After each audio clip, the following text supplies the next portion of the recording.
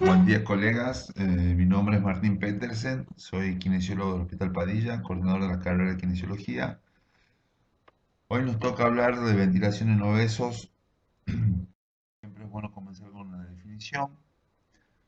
Eh, ¿Cómo se define obesidad? Es el incremento en el porcentaje de grasa corporal que generalmente va acompañado de un aumento de peso, cuyo monte y distribución condicionan la salud y calidad de vida del individuo. Se considera sobrepeso cuando el índice de la masa corporal es mayor o igual a 25 kilogramos sobre metros cuadrados y obesidad cuando el índice es mayor o igual a 30 kilogramos sobre metros cuadrados. O sea que se considera obesidad cuando el porcentaje corporal supera el 25% del peso total en hombres y el 33% del peso total en mujeres. La clasificación, la mayoría de los servicios utiliza para darle la clasificación clase 1, 2, 3 o obesidad mórbida, es el índice de la masa corporal, que es peso sobre altura al cuadrado. O sea que la clase 1 sería un índice de masa corporal que va de 30 a 34,9, la clase 2 de 35 a 39,9 y la obesidad mórbida o clase 3 va de 40 o mayor a 40. Esta es la fórmula. Índice de masa corporal es igual a peso en kilogramos sobre talla al cuadrado en metros. Ese me va a dar y voy a poder clasificarlo al paciente.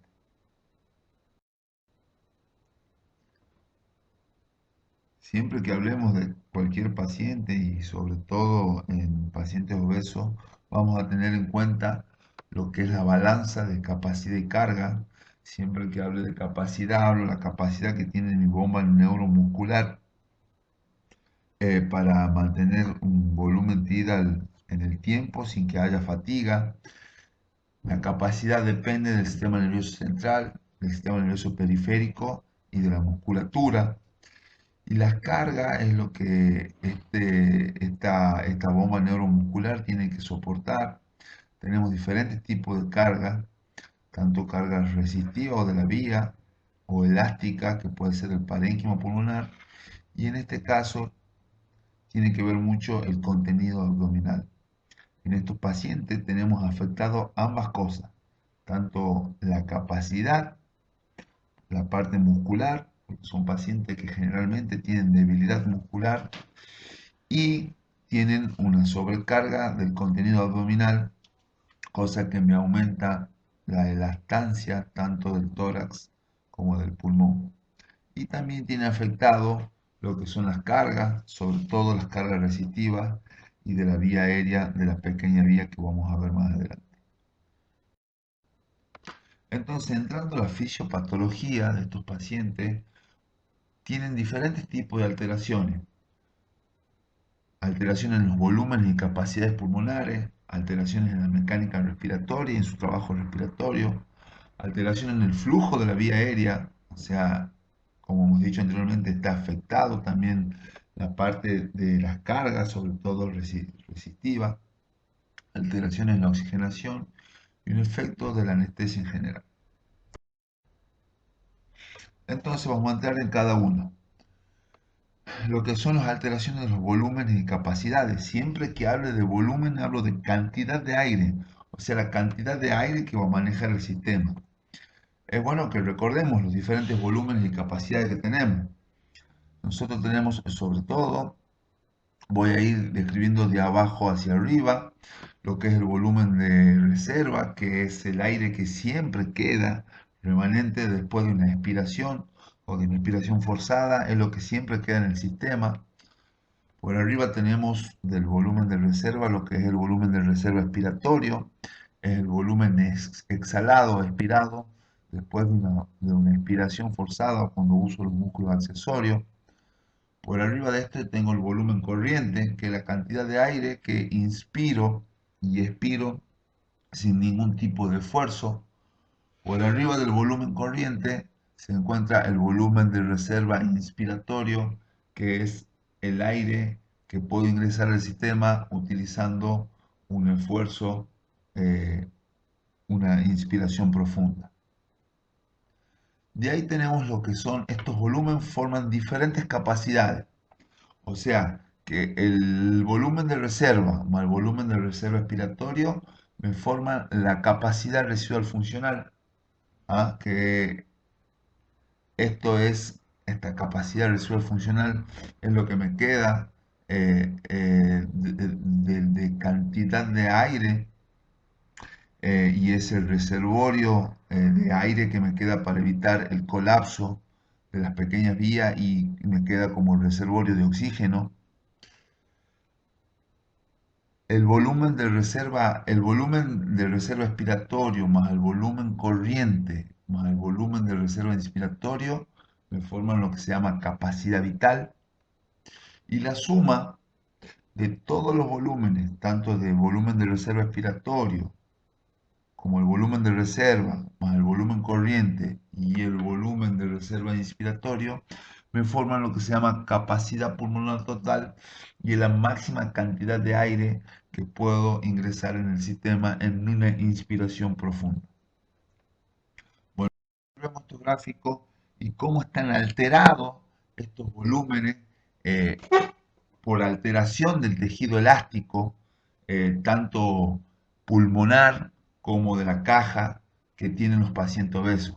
Hacia su izquierda tenemos un paciente de normopeso, o sea que tendría un índice de masa corporal normal, y a su derecha tenemos el gráfico, cómo estarían los volúmenes y capacidades de un paciente obeso, y vemos cómo tiene la caída comparado desde lo que es el volumen corriente a tanto el volumen de reserva expiratorio y el volumen de reserva inspiratorio. Sobre todo en estos pacientes, sobre todo en estos pacientes y la patente de estos pacientes es una pérdida de mi capacidad residual funcional, de mi volumen de reserva expiratorio, y eso lleva también que tenga una pérdida de la capacidad pulmonar total.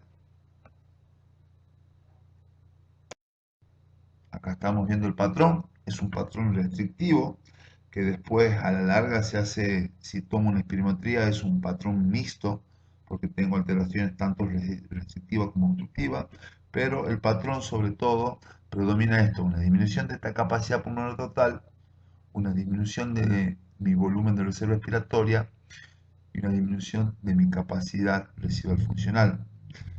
La causa primaria de estas alteraciones de este patrón es una alteración de la biomecánica diafragmática.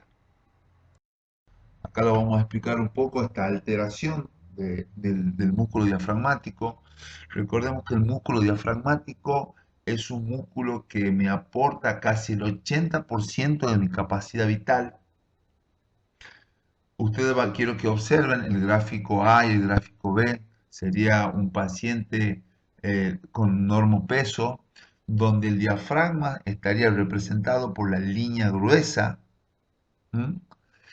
Por arriba estaría representado en este envase lo que es la caja torácica y por abajo sería el contenido abdominal. En el gráfico B es el mismo paciente. Observemos cómo eh, el diafragma desciende, se desplaza hacia abajo en una inspiración y cómo el tórax se ensancha y gana volumen, gana cantidad de aire, y es gracias a esa presión negativa que genera el diafragma y gracias al descenso diafragmático. En el gráfico C y en el gráfico D está representado un paciente que tiene obesidad. El diafragma también está representado por esta línea negra, por arriba estaría el tórax y por debajo, en el color celeste, sería el contenido abdominal. Observemos que el contenido abdominal es mucho mayor que el gráfico A y B. Y observemos cómo todo ese contenido abdominal y graso empuja, tiene un empuje de abajo hacia arriba y limita el desplazamiento diafragmático. Esta limitación del desplazamiento diafragmático, que evita su descenso, hace que pierda presión negativa el tórax, hace que pierda presión negativa el sistema y eso hace que no ingrese mayor cantidad de aire porque no causa diferencia de presión y hay una caída de volúmenes y hay una pérdida de las capacidades.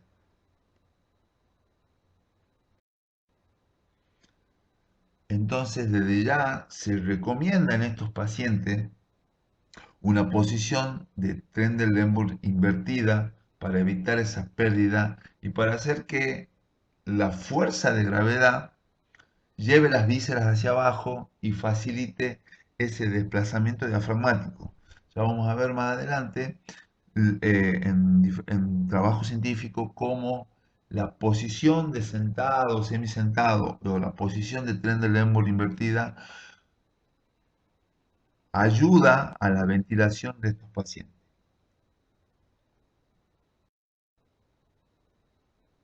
Bueno, acá le pongo los dos tipos o fenotipos de obesidad que puedo tener, que es la obesidad en manzana o la obesidad en pera. Se llama así por la forma que la distribución del tejido graso le da a los pacientes.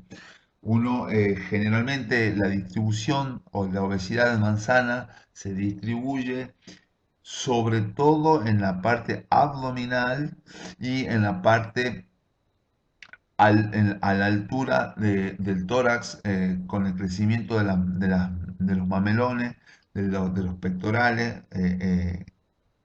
pero el contenido graso y la obesidad tempera, sobre todo se acumula en la parte de las caderas. Lo más peligroso es la obesidad del fenotipo de manzana por la distribución y por el peso y la compresión que genera el contenido graso en los pacientes. Mucho menor y mucho menos peligroso es el fenotipo de la obesidad tipo pera. Y acá viene lo que es una cadena y una cascada. Una cadena porque es un eslabón que es una cadena de alteraciones. Una cosa va llevando y tirando a la otra. Y de esta cascada que pongo acá, cada alteración me desencadena una cascada de alteración. Primero, caída de la capacidad residual funcional. ¿Qué me produce si se pierde esta capacidad? Porque hay una pérdida sobre todo del volumen del reserva respiratorio. Y acá hablamos de lo que es la presión crítica de cierre.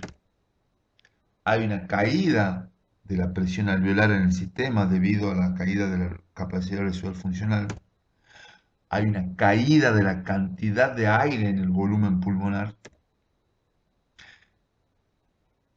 Estas presiones de retroceso elástico, o sea, la presión que genera mi parénquima pulmonar para retroceder, supera a la presión transmural local que tiene la pequeña vía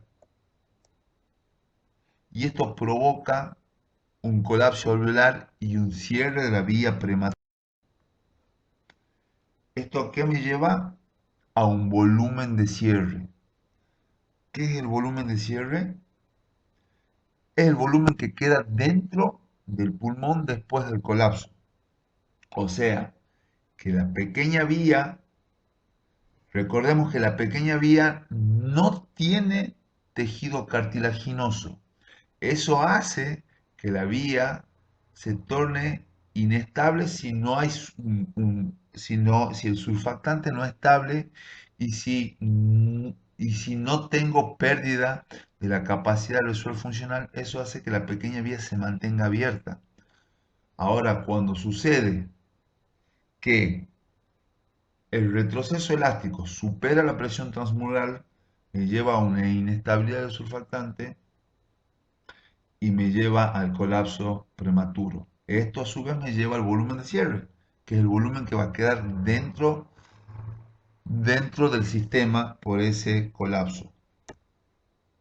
En pulmones sanos, el volumen de cierre siempre es menor que la capacidad residual funcional. Por esa razón no hay colapso al final de la expiración. Pero en pulmones lesionados, con pérdida de volúmenes y pérdida de la capacidad residual funcional, cae por debajo del volumen de cierre provocando zonas no ventiladas. Eso es lo que sucede en nuestros pacientes obesos. Hay una pérdida de la capacidad residual funcional y eso hace que estos volúmenes caen por debajo de estos volúmenes de cierre y me provoca zonas que no se pueden ventilar. Acá en este gráfico lo muestro nuevamente, lo hemos visto varias veces ya, sobre todo cuando hemos hablado de mecánica ventilatoria, donde acá hacia su izquierda el eje vertical me representa el volumen de reserva, el volumen residual, y por arriba está mi volumen de reserva expiratorio. Ambos me forman lo que es la capacidad residual funcional. Por arriba, donde vemos esta línea ondulada, que dice que me representa el volumen tidal o el volumen corriente. Y tengo la línea intermitente o con puntos que me representa lo que se llama volumen de cierre. Quiero que observen y se den cuenta que tanto mi capacidad residual funcional como mi volumen corriente en una persona normal siempre está por arriba de ese volumen de cierre. ¿Qué sucede? Cuando hay una pérdida de la cantidad de aire, como va a pasar hacia su lado derecha, que es en un paciente obeso, mi volumen de reserva expiratorio y mi capacidad residual funcional se disminuye y está por debajo de esa línea intermitente, está por debajo de mi volumen de cierre. Entonces suceden dos cosas: un colapso de la pequeña vía, una apertura cíclica, y eso me produce ateletrauma, o sea, hay apertura y cierre constante de mi alveolo. Y por otro lado, también me puede ocurrir directamente zonas no ventiladas y zonas colapsadas. ¿Por qué? Porque mis volúmenes y mi capacidad residual funcional está por debajo de ese volumen de cierre. Como resultado, alteración de la ventilación-perfusión, hipoxemia. Así termina afectando tanto el componente elástico como el no elástico a través de de este colapso prematuro de la pequeña vía y este colapso del alveolo afectando ambos componentes, tanto la vía aérea como el alveolo que me representa el parénquima pulmonar, el tejido elástico. Alteración en la mecánica. Obvio que hay una alteración en la mecánica, porque hay una distensibilidad del sistema respiratorio, tanto de el parénquima pulmonar, o sea, del tejido alveolar, y de la caja torácica, debido al contenido graso y a la distribución grasa. Y esta alteración de la mecánica la da mucho la distribución, o sea que el paciente que tiene el fenotipo de manzana tiene mucho más alterado mis sistemas, tanto de la caja torácica como del parénquima pulmonar, aumentando así la elastancia. Recordemos que la elastancia, siempre que hablo de elastancia, hablo del retroceso que tiene la caja y el pulmón. O sea, son pacientes que tienen mucha elastancia, tanto del tórax como del pulmón. O sea que tienen poca complacencia, tienen poca posibilidad de distensibilidad, tanto del alveolo como de su caja. ¿Qué dicen un poco la evidencia científica y los estudios? ¿Cuál está más alterado en estos pacientes? ¿La caja torácica o el parénquima pulmonar. Y los estudios son un poco contradictorios. ¿Qué dicen un poquito la bibliografía? La baja complacencia del pulmón se debería por un incremento del volumen de sangre pulmonar. Son generalmente pacientes que hacen hipertensión pulmonar. Hay un cierre de la pequeña vía aérea, como habíamos explicado anteriormente. Eso se debe porque la presión elástica que ejerce supera la presión transmural de la pequeña vía, llevando a un cierre prematuro, y también provoca lo que se llama volumen de cierre. Hay atelectasia, eso se produce por un aumento de la tensión superficial. Recordemos que el surfactante se pone inestable, migra en las zonas no bien ventiladas y termina provocando un colapso de la zona. Y hay un aumento de la lactancia del tórax, se debe a la distribución del tejido graso, como hemos dicho, y sobre todo en el fenotipo de manzana. Hay un aumento del GOP, o sea, hay un aumento del trabajo respiratorio, y esto se debe por alteración del sistema elástico, donde hay un aumento nuevamente del retroceso del tórax, hay una disminución de la complacencia pulmonar, hay una pérdida de la excursión diafragmática. Todo esto me lleva a un aumento del trabajo. Siempre que hablo del GOP es trabajo, o sea que el paciente tiene que hacer mayor fuerza de su musculatura diafragmática y también de su musculatura accesoria para poder generar diferencia de presión y poder mover el aire o aumentar el flujo para poder compensar esa pérdida de volumen. Hay alteración del sistema neoelástico por el cierre crítico de la vía. eh, Resultado final en estos pacientes y de esta cascada de alteraciones: hipercapnia por hipoventilación, hipoxemia por alteración de la ventilación-perfusión, y todo esto puede llevar a la muerte repentina del paciente. O sea, son pacientes que tienen aumento del dióxido de carbono en su presión parcial en la arteria, son pacientes que tienen una disminución de la presión de oxígeno.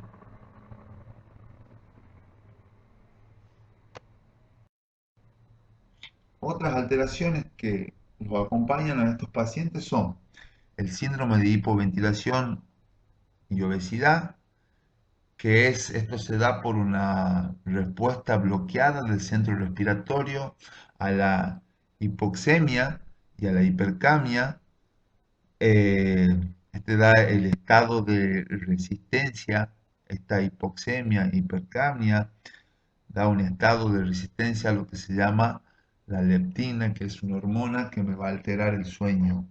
Eh, Estos desórdenes respiratorios del sueño están relacionados mucho con las apneas obstructivas del sueño que sufren estos pacientes. Y acá vamos a entrar un poco en la estrategia y en la ventilación mecánica que vamos a utilizar en pacientes obesos. Primero, siempre vamos a comenzar pensando bien en la intubación orotraqueal o endotraqueal en los pacientes obesos.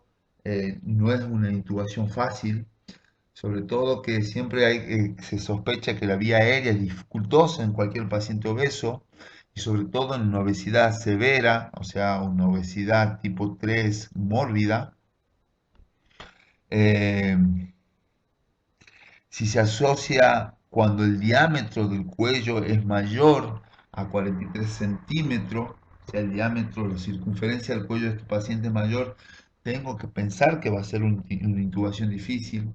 Y también es importante siempre preoxigenar en una posición semisentado con la cabecera de la cama elevada. Muchas veces el operador o el médico que decide intubar a estos pacientes lo hace en una posición semisentada o sentada para poder visualizar mejor la vía aérea y poder intubar a estos pacientes. Así, este autor sacó más o menos qué volumen tidal necesitaba el paciente obeso. Pero lo que está aconsejado es sacar en cualquier paciente y en el paciente obeso programar mi volumen corriente o tidal a través. ¿Cómo va a ser la elección de la frecuencia respiratoria? Lo que se aconseja, hay que tener presente que en los pacientes hipercápnicos previos hay que ver los niveles del bicarbonato, si están elevados, por lo tanto es recomendable mantenerlos dentro de los rangos considerados habituales para estos pacientes. Hay que ver siempre su gasometría de base que tiene el paciente obeso y, y no buscar lo que es la gasometría normal, porque son pacientes que ya vienen de base con cierta hipercapnia y ciertos niveles de bicarbonato para compensar el pH. Entonces hay que tenerlo siempre en cuenta. La frecuencia respiratoria debe programarse teniendo en cuenta el volumen tidal, el volumen minuto respiratorio adecuado para que la CO2 arterial sea acorde a la necesidad del paciente y no encapricharnos en tener una normalidad en la gasometría porque nos vamos a frustrar.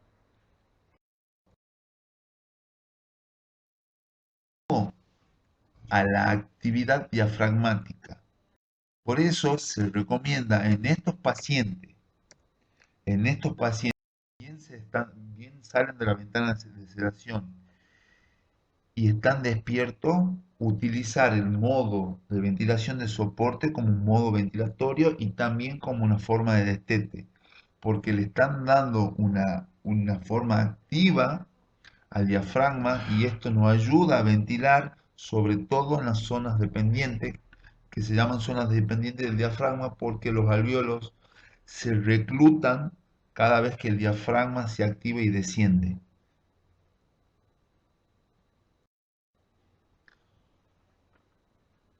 Otra estrategia para poder destetar a estos pacientes y darle una mejor calidad de vida y que no vuelvan a la ventilación mecánica y también como forma de rehabilitación y tratamiento es, hay que pensar en el mejoramiento de la distensibilidad pulmonar y de la distensibilidad torácica y así mejorar la capacidad vital, lo cual nos permite una relativa normalización del intercambio gaseoso. Hay que optimizar los mecanismos de tos para que el paciente mejore la fuerza y pueda defender su vía aérea. Y hay que mejorar el manejo y la prevención de los efectos adversos generados por el síndrome de apnea obstructiva del sueño. ¿Cómo lo vamos a hacer? Si pensamos mejorar la distensibilidad pulmonar, hay que pensar en el mejoramiento de la distensibilidad y de la capacidad vital y esto se consigue mediante un programa de ejercicio para ampliar los volúmenes y las capacidades dentro del pulmón y para ampliar mi caja torácica. Y eso lo hago a través de los ejercicios respiratorios que pueden ser diafragmáticos, costos diafragmáticos. Recordemos que hay que darle actividad diafragmática a estos pacientes porque recordemos que está limitada su excursión y si yo mejoro a través de ejercicios respiratorios, estimulando el diafragma, va a mejorar la zona dependiente y va a mejorar las capacidades y volúmenes y voy a tratar de compensar esa capacidad residual funcional que está disminuida y voy a evitar el colapso de la pequeña vía, voy a evitar el colapso alveolar para mejorar la distensibilidad también de estos volúmenes y mejorar la distensibilidad y flexibilidad de la caja torácica, tengo que hacer ejercicio de mi cintura escapular, ejercicios de los miembros superiores, también ejercicios de los miembros inferiores. Todo esto me lleva a una mejor movilidad y una mejor elasticidad de la caja y esto va a favorecer también que mejoren mis capacidades y volúmenes. Recordemos que en estos pacientes es fundamental hacer una programación de ejercicio de baja intensidad a mediana intensidad, tienen que ser aeróbicos, tengo que evitar los ejercicios vigorosos porque no voy a activar mi vía oxidativa y mi vía aeróbica para el consumo de las grasas. Y sobre todo tengo que evitar la fatiga y la sobrecarga muscular en estos pacientes. Eh, y también, si tengo la posibilidad en mi servicio, la utilización de todo lo que sean las terapias instrumentales, como terapia PIP o PIP, donde utilizo oscilaciones y presiones positivas.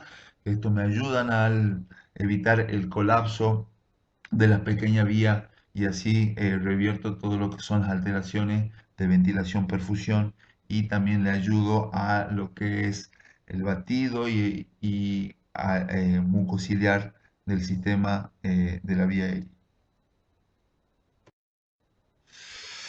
Y acá un poco lo que dice la bibliografía sobre lo que es la posición de Trendelenburg invertida. Estos pacientes, fundamental, chicos, que utilizar la gravedad para que desciendan las vísceras y para que así tenga mejor descenso del diafragma y así mejoro todos los volúmenes y capacidades.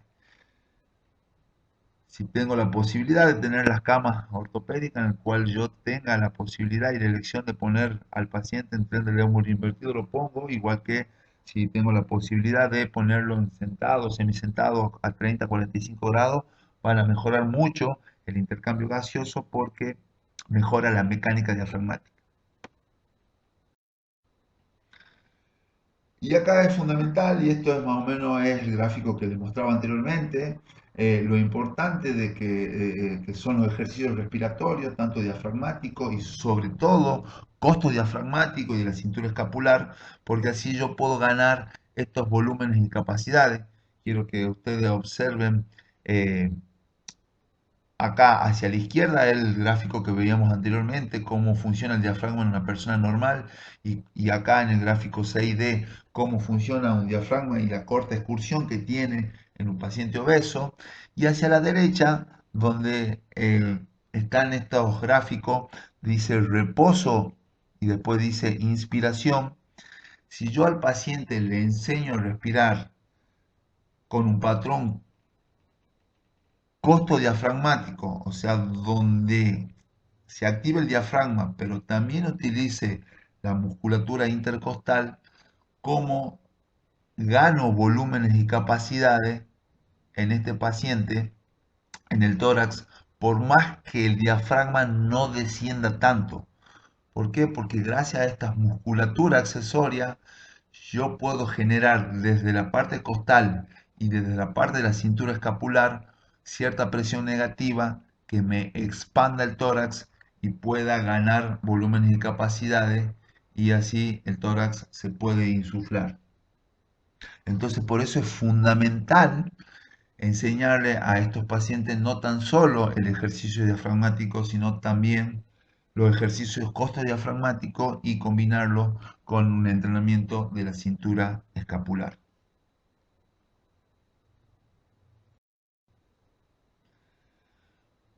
Hay que mejorar la tos en estos pacientes, tanto en el winning como posterior al winning, fortalecer la musculatura inspiratoria y expiratoria. Recordemos, para que haya una tos efectiva tiene que haber tres cosas fundamentales. Una buena fuerza de mi musculatura inspiratoria porque yo tengo que llevar a una capacidad pulmonar total, tengo que tener cierre glótico para que cuando se active mi musculatura expiratoria para generar aumento de presión en la parte intratorácica y haya una buena velocidad de flujo, haya un buen flujo para que se pueda expulsar ese aire. Entonces necesito fuerza inspiratoria para capacidad pulmonar total, un buen cierre glótico y una buena fuerza abdominal y de los músculos accesorios de la respiración para que haya una buena fase de expulsión. Entonces en estos pacientes tengo que fortalecer el diafragma, tengo que fortalecer el abdomen Y también lo puedo ayudar con técnicas instrumentales como la técnica del bambú si el paciente está muy débil. Y si está en ventilación mecánica, lo puedo utilizar con la técnica con la técnica de la tos en ventilación mecánica, en el cual por algunos segundos yo le duplico el volumen tidal, programo una pausa y de repente lo desconecto del sistema tubo endotraqueal para que haya una aceleración de flujo y así pueda arrastrar la secreción. Bueno, desde ya muchas gracias por la atención. Cualquier cosa y cualquier duda estamos comunicados en los foros. Eh, bueno, espero que le haya gustado la clase eh, y que como conclusión a estos pacientitos obesos, sobre todo la elección del modo ventilatorio, eh, si es un modo controlado, BCB o PCB, no hay mucha diferencia, sí que en la elección del volumen tidal o volumen corriente siempre lo saque a través del peso teórico. Son pacientes que debería despertarlo lo antes posible y utilizar un modo de ventilación espontánea como, como es el modo de soporte para que entre en actividad el diafragma y la elección de la PIP siempre son un poco más elevadas que, que los pacientes con normopeso, ya que su patrón restrictivo por la distribución de grasa hace que se pierda mucho su capacidad residual funcional. Entonces, diferentes estudios han demostrado que con 10 a 15 PIP es de base que tendría que tener ventilado en un paciente que tenga obesidad mórbida. Bueno, hasta luego, gracias. Bien, larga la clase.